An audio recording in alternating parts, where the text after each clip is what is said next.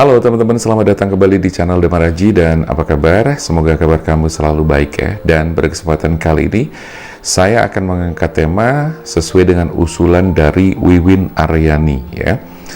Wiwin Aryani mengusulkan tentang atau tema dengan judul karma untuk orang ketiga atau karma buat orang ketiga. Oke, saya bakal penuhi permintaan Wiwin Aryani, dan tentunya buat teman-teman yang lain yang kepengen juga usul memberikan usulan tentang judul, tema, silahkan teman-teman tinggalkan komentar kamu atau tulisan kamu di kolom komentar, usulan kamu apa, dan usahakan usulan kamu bisa mewakili banyak orang gitu kan, jadi tidak hanya buat kamu sendiri tetapi bisa mewakili banyak orang. Atau kalau misalnya kamu bingung apa sih yang bisa mewakili banyak orang, ya udah tulis aja usulan kamu dan nanti saya akan pilih salah satu persatu ya, nggak langsung semuanya. Kalau memang bagus semuanya, bisa mewakili semuanya. Kalaupun tidak, nanti saya bisa kembangkan judulnya apa dan temanya nanti bisa kita sesuaikan. Yang penting usulan kamu intinya itu dapat ya, intinya tuh ada. Oke, jadi buat Wiwin Aryani, terima kasih yang sudah mengusulkan, dan buat teman-teman sekali lagi silahkan kalau kepengen usul tinggalkan komentar kamu atau tulisan kamu di kolom komentar. Kita bakal melihat karma untuk orang ketiga, dan bacaan ini bersifat general reading dan bersifat timeless ya teman-teman. Artinya kamu nonton kapanpun video ini masih berlaku karena saya tidak batasi waktu. Jadi kapanpun kamu nonton video ini masih berlaku. Oke, karma untuk orang ketiga. Berarti di sini kan lebih kepada apabila ada sebuah hubungan, terus kemudian ada hadir orang ketiga. Nah, tetapi di sini juga kita nanti bakal melihat kehadiran orang ketiga itu karena apa, terus bagaimana alur ceritanya gitu kan? Karena itu juga akan menentukan karma-karma yang nanti terjadi pada orang ketiga tersebut.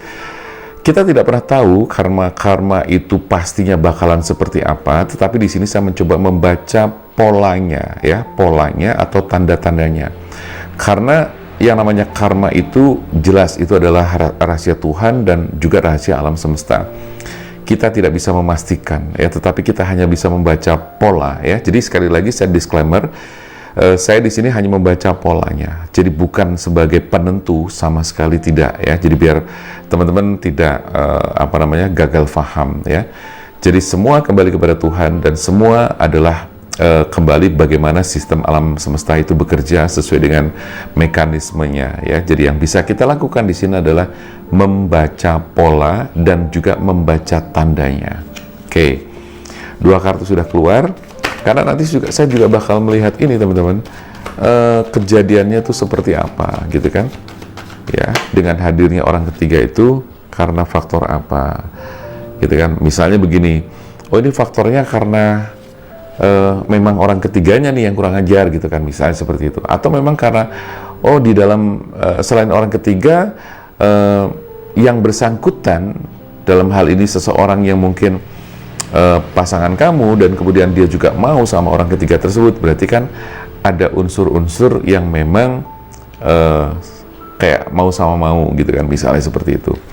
Nah, nanti bisa jadi pola dan mekanisme karma dan tanda-tandanya itu juga berbeda. Dan teman-teman yang kepengen melakukan personal reading, silahkan aja kamu langsung chat ke nomor WA yang tertera di sini ya. Dan itu nanti pasti lebih maksimal hasilnya karena sifatnya private, energinya berarti khusus buat kamu. Oke, kita akan lihat. Oke.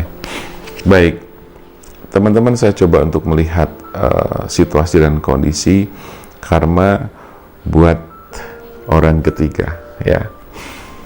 Oke, saya melihat bahwa ada satu hubungan yang memang bisa dibilang hubungan kamu itu ada semacam hal berat yang kamu alami.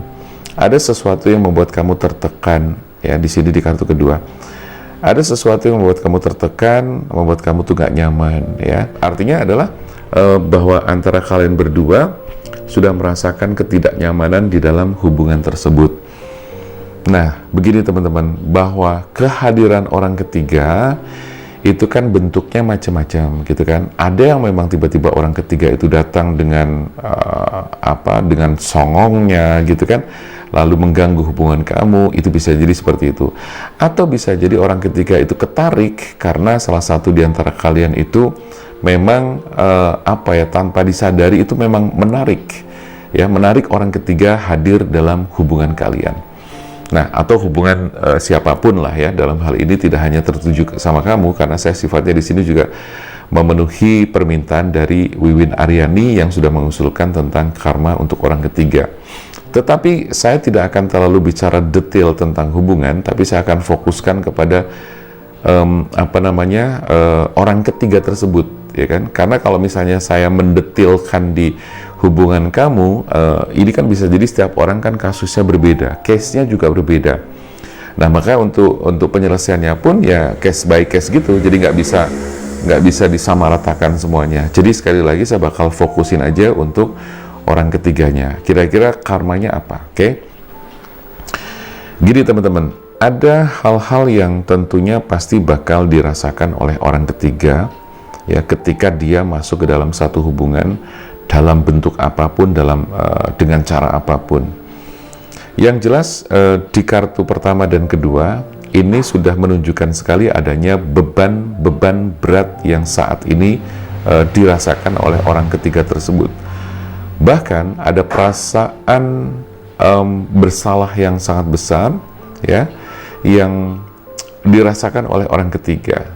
Mungkin ini belum terlalu dirasakan bebannya, tetapi suatu hari nanti dia akan memiliki beban-beban yang kemudian mudah-mudahan membuat dia sadar gitu kan, membuat dia sadar bahwa ini adalah akibat perbuatannya si orang ketiga ini, sehingga dia merasakan akibatnya. Karena hukumnya adalah hukum sebab akibat, hukum tabur tuai.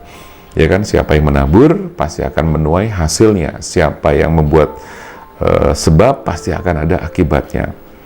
Nah, di sini saya melihat bahwa orang ketiga yang hadir atau yang merusak hubungan kalian, jadi mungkin kamu adalah salah satu orang yang menjadi korban akibat adanya orang ketiga, ya. Jadi kamu menjadi korban dan kamu sekarang merasa tersakiti, merasa terkhianati, ya. Dan ini juga menjadi hal yang berat buat kamu sebagai korban, gitu kan. Kamu terluka batinnya, jadi muncul trauma yang sangat mendalam, gitu kan. Itu yang saya lihat dan yang saya rasakan. Nah, kemudian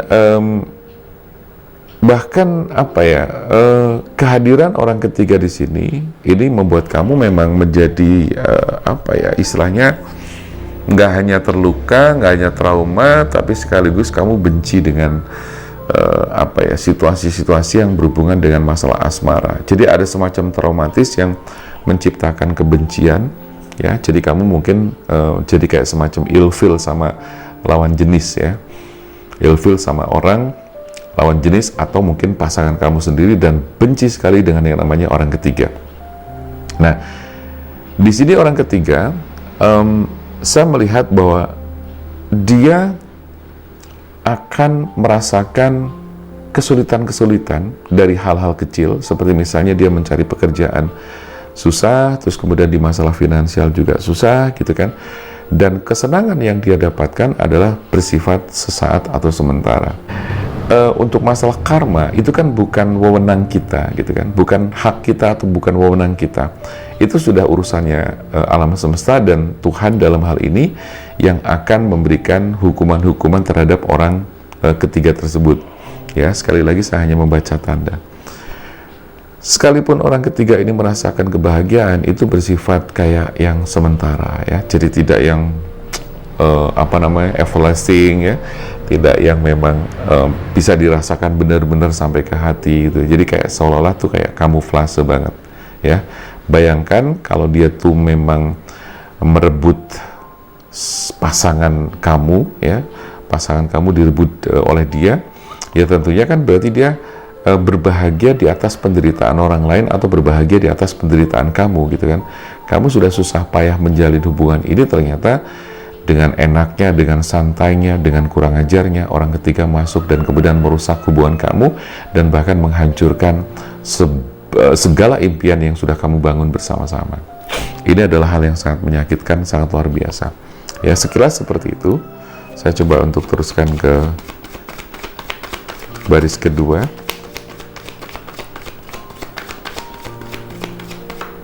Oke. Ya. Di sini ada Six of Swords. Kemudian berikutnya ya ada Ten of Pentacles, kemudian ada lagi Eight of Cups,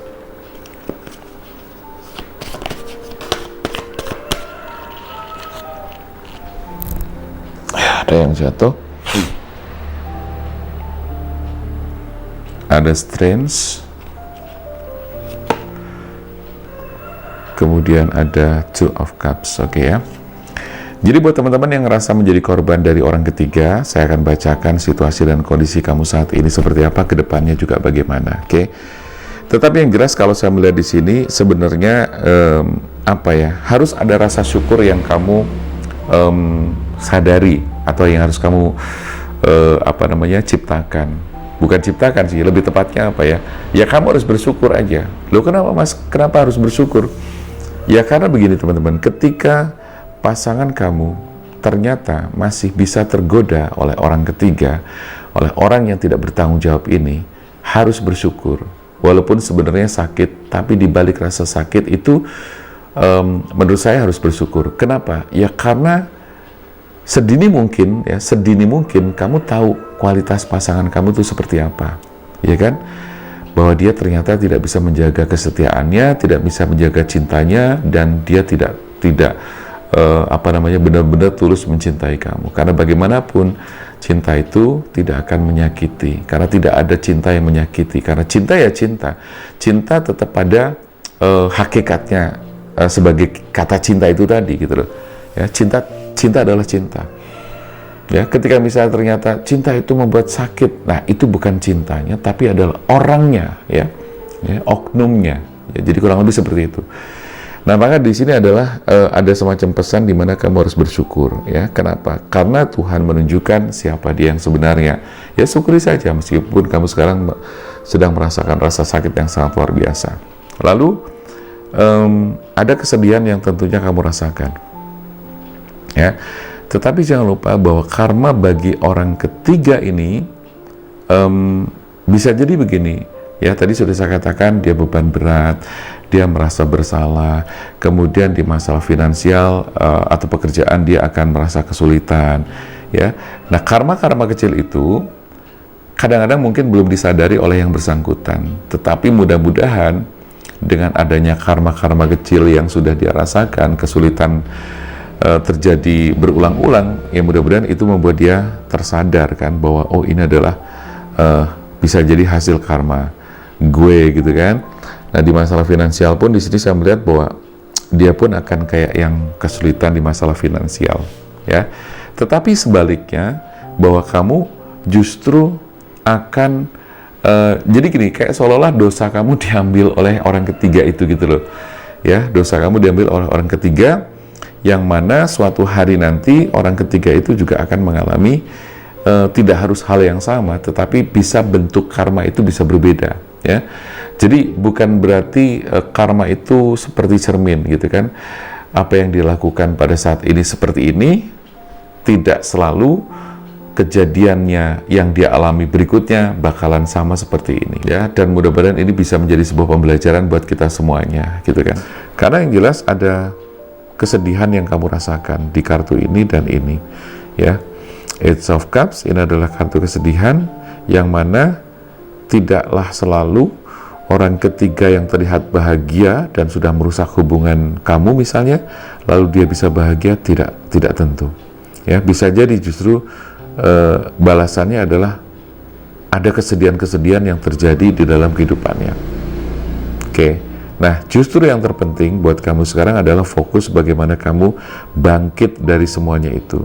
Bagaimana kamu rilis dan kamu buang perasaan-perasaan sedih itu agar kamu tuh segera bangkit. Di mana kamu harus memiliki kekuatan, ya. Kekuatan ini adalah kekuatan yang didasari oleh penuh cinta kasih gitu kan. Karena kekuatan cinta, level energi cinta itu adalah bisa mengalahkan segala-galanya gitu kan. Bagaimana kalau kita misalnya melihat segala sesuatu dari sudut pandang cinta, dari sudut pandang yang positif, pasti jatuhnya enak gitu kan. Karena segala sesuatu yang didasari oleh cinta, maka vibrasi cinta itu akan tersebar ke alam semesta dan akan kembali lagi kepada kamu dengan hal-hal yang baik, dengan hal-hal yang positif gitu loh. Ya. Oke, jadi strength di sini menunjukkan bahwa kamu harus kuat. Ya, ketika kamu kuat, kamu bersyukur, terus kemudian kamu merasa bahwa harus kamu rilis dan kamu healing perasaan-perasaan sedihnya, ya, terus kemudian kamu nanti bisa bertemu dengan seseorang yang jauh lebih baik daripada sebelumnya. And then di kartu terakhir di Two of Cups di sini, kamu akan bertemu dengan seseorang yang pada akhirnya dia hadir di waktu yang tepat, yang bisa membuat kamu lebih bahagia, yang bisa ngobatin kamu, walaupun sebenarnya untuk ngobatin, untuk healing apa segala macam, ya diri kita sendiri atau diri kamu sendiri, bukan karena datangnya orang baru dalam kehidupan kamu. Sebisa mungkin kamu sudah clear, lalu ketemu dengan orang baru. Nah, ini adalah gambaran di mana pada saat kamu sudah clear, sudah netral, ya, kamu akan bertemu dan dipertemukan dengan orang yang baru. Ya. Nah, adapun orang ketiga bagaimana nasibnya, itu sudah bukan urusan kamu lagi, itu sudah bukan urusan kita lagi. Ya, biarkan alam semesta yang bekerja, biarkan Tuhan dengan segala caranya yang akan memberikan jalan hidup bagi orang tersebut. Ya, jadi kurang lebih seperti itu. Nah, kalau ditanya karmanya apa saja, ya saya rasa tadi udah saya sampaikan. Ada beban-beban berat, gitu kan, yang harusnya dia gampang jadi agak sedikit berkelok-kelok ya untuk mencapai satu tujuan tertentu. Jadi ada sedikit perjuangan-perjuangan yang harus dia lakukan ya. Jadi karma itu bergantung dari besarannya perbuatan dia itu seperti apa. Pada dasarnya secara mekanisme hukum alam, hukum karma ya intinya hukum tabur tuai gitu kan. Apapun yang dia taburkan dialah yang akan menuai ya. Gambarannya seperti itu. Mengenai jenisnya, bentuknya, segala macam, saya tidak bisa mengatakan secara jelas gitu kan, karena itu adalah wilayah dan ketentuan Tuhan. Tetapi yang paling penting adalah ketika kamu menjadi korban atas orang ketiga atau korban dari orang ketiga yang membuat kamu terluka, tersakiti dan sebagainya, hal yang paling penting adalah kamu harus healing ya, untuk membuang emosi-emosi negatif yang mengganggu kamu, yang pada akhirnya akan membuat kamu tuh bahagia dan bertemu dengan orang baru yang lebih tepat. Dan saya akan coba untuk membuka kartu yang selanjutnya. Kita buka 5 kartu untuk penegasan aja. Kira-kira nih, setelah kamu dikhianati, munculnya orang ketiga yang merusak hubungan kamu, dan kemudian kamu merasa hancur hatinya, tersakiti dan sebagainya, kira-kira apa nih yang bakal terjadi pada kehidupan kamu selanjutnya ya.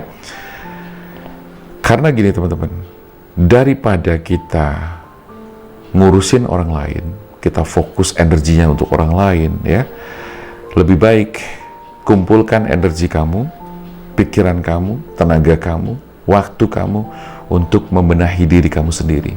Dan itu adalah hal yang jauh lebih bijaksana ketimbang kamu ngurusin orang lain atau orang ketiga yang sudah menyakiti kamu itu. Sepakat ya? Jadi artinya adalah apa? Kita akan buka kartu untuk melihat bahwa apa sih yang harus kamu lakukan. Let go of control issues. Jadi kamu harus mengkontrol diri kamu sendiri gitu loh. Mengkontrol pikiran kamu, perasaan kamu dan sebagainya ya.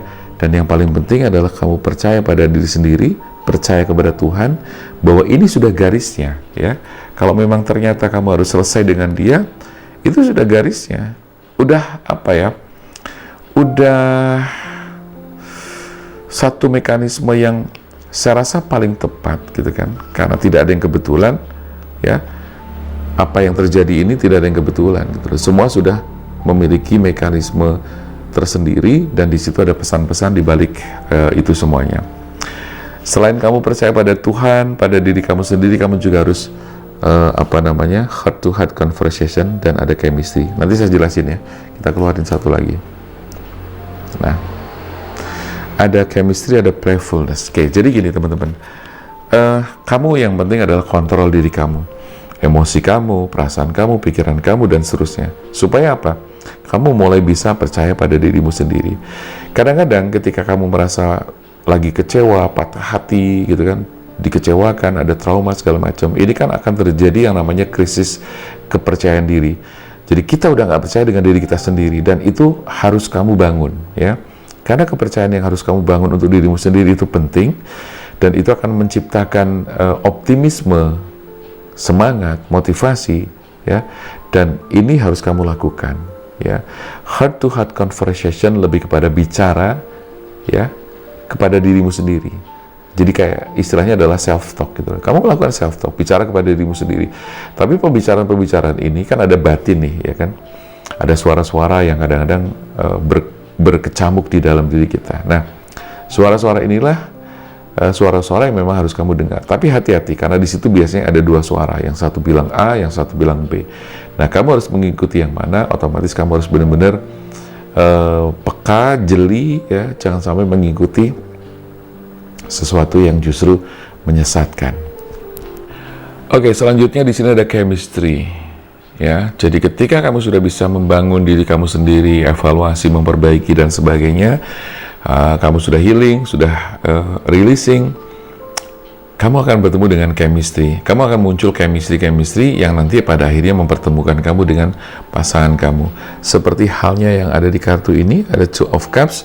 Kamu akan bertemu dengan seseorang yang tentunya jauh lebih baik, gitu kan? Dan kebahagiaan itu akan kamu dapatkan kembali, dan insya Allah akan jauh lebih bahagia, jauh membuat kamu lebih tenang, damai, tentram, dan bahagia. Ya, itu yang bisa saya lihat, dan kamu akan bisa terbebas dari beban-beban masa lalu, sakit hati, dan sebagainya. Playfulness, di mana kamu harus bisa lepas dari semuanya, bisa memerdekakan diri kamu, bisa happy, bisa bekerja secara maksimal gitu kan, dan energi kamu semakin bagus, aura kamu juga semakin bagus. Itu yang saya lihat dari kejadian di mana kamu menjadi korban orang ketiga, ya. Jadi saya rasa mulai sekarang kamu fokuskan pikiran kamu, hati kamu kepada dirimu sendiri, daripada kamu harus fokus ke orang ketiga. Misalnya kamu ada rasa marah, benci, dendam, dan sebagainya, itu sama sekali tidak menguntungkan buat kamu dan harus kamu buang mulai sekarang dan seterusnya. Oke, teman-teman, saya rasa itu dulu. Yang kepengen konsultasi, private reading, spiritual life coaching, healing, segala macam, silahkan langsung chat ke nomor ini. Dan teman-teman nanti bisa langsung ketemu dengan saya untuk sharing apapun, konsultasi apapun, dan nanti ada private reading juga. Terima kasih buat yang sudah nonton video ini. Saya Damar Aji, salam keajaiban, dan sampai jumpa.